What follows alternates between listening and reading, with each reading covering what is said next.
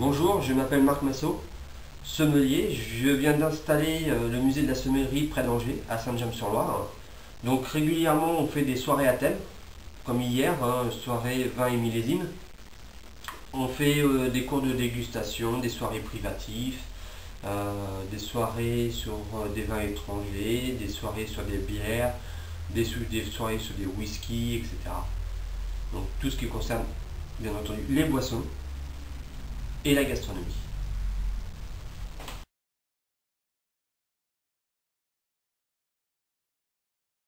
Alors, au musée de la sommellerie, hier, donc le 16 février, on a fait notre soirée vin et millésime. Donc nous avons goûté différents vins, dont certains sont ici, en accord avec des plats. Donc on avait différents plats, de l'entrée, poisson, de la charcuterie aussi, des fromages et certains desserts. Donc on a goûté de millésimes récents jusqu'à un Vouvray de 1962. Donc on a fait le tour en même temps de France et un petit peu un vin étranger aussi pour voir ce que ça donnait. Donc en vin étranger, Château Mussard en 92. Donc fruité encore, très aromatique. Les gens étaient vraiment surpris de penser qu'un vin étranger pouvait se garder autant. Donc Château Mussard, donc là on est sur un vin du Liban, pour ceux qui ne connaissent pas trop. Sur des vins blancs, on avait goûté en sec ici le Saumur 2002, domaine du Porcher. Donc 2002, fruité, aromatique. C'est vrai que certaines personnes de la soirée étaient un petit peu novices et ne pensaient pas que des blancs secs de Saumur pouvaient se garder. Ils pensaient qu'il fallait les boire dans les 2-3 ans. Donc on leur a démontré cela. Autre vin qu'on a goûté en sec, le Vouvray dont la bouteille a été terminée puisque elle avait un léger goût de bouchon. Donc voilà, malheureusement, mais on en a quand même pu sentir, pu voir cette évolution là.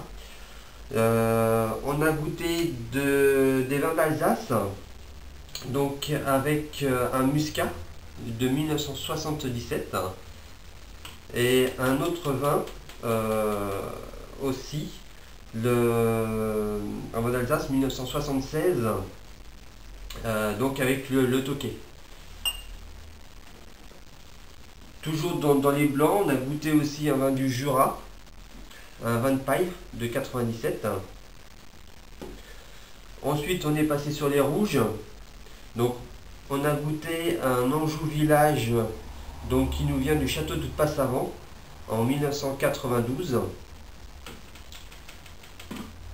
Et on a goûté un vin du Bordelais 2002. Et on a terminé bien entendu sur les sucrés, les desserts.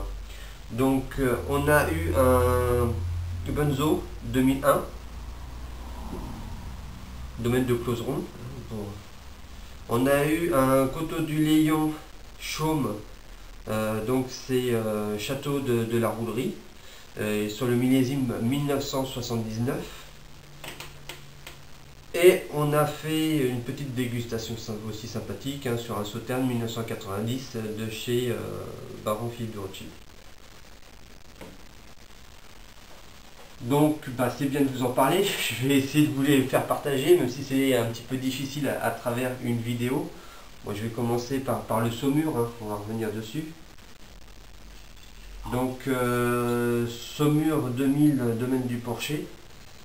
Donc on voit que c'est le cépage chenin, fruité, très aromatique, belle vivacité encore, un vin qui a beaucoup de jeunesse, beaucoup de fraîcheur.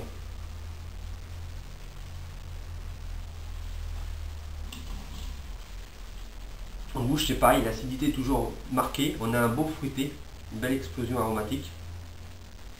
Donc ce vin-ci, on l'avait servi sur des fromages style camembert brie.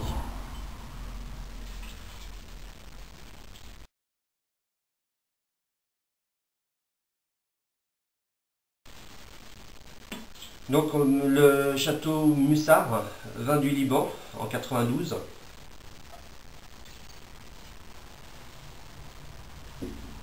Donc il est encore vif, fruité, aromatique. Même si on sent cette évolution sur des arômes un petit peu vieillissants.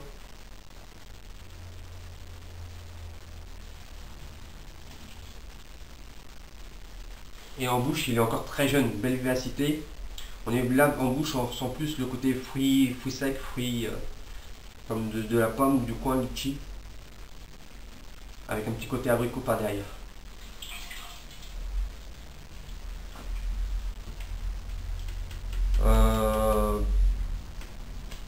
Donc le Tokay en 1976.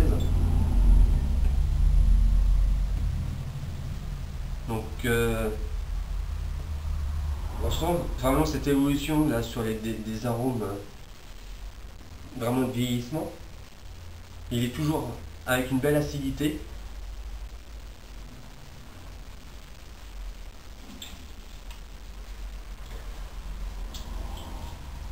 Même en bouche, il a une bonne tenue.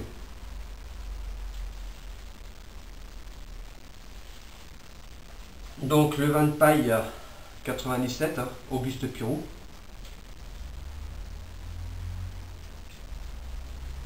Donc vous voyez cette couleur qui est vraiment évoluée. Là on est vraiment sur une couleur tuilée, orangée. Un vin vraiment qui sent le côté noix. Encore une belle fraîcheur.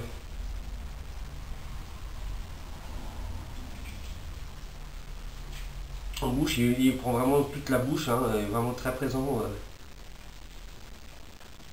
Et c'est pas une présence exubérante, c'est vraiment sur la fraîcheur, de la finesse en même temps. Bon, un petit dernier pour enfin deux petits derniers, allez. On va aller sur le Coteau du Léon en 79.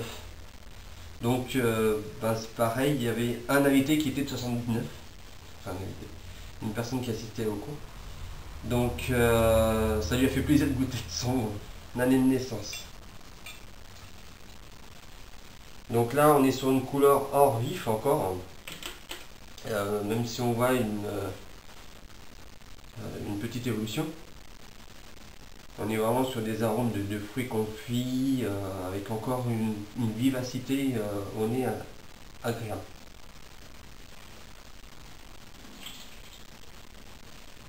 En bouche, on a le moins le fruité présent. On est plus sur la structure du vin. On sent un sucré délicat, tendre. On voit que le sucré c'est vraiment fondu avec le côté aromatique. Et puis le Bunzo Closeron sur 2001. Donc là c'est vraiment une explosion aromatique, hein. Là c'est vraiment un bouquet. Il y a aussi bien des arômes de fruits, de fruits exotiques, d'acide d'agrumes. On a un petit côté floral par derrière, petite note épicée. C'est vraiment une explosion.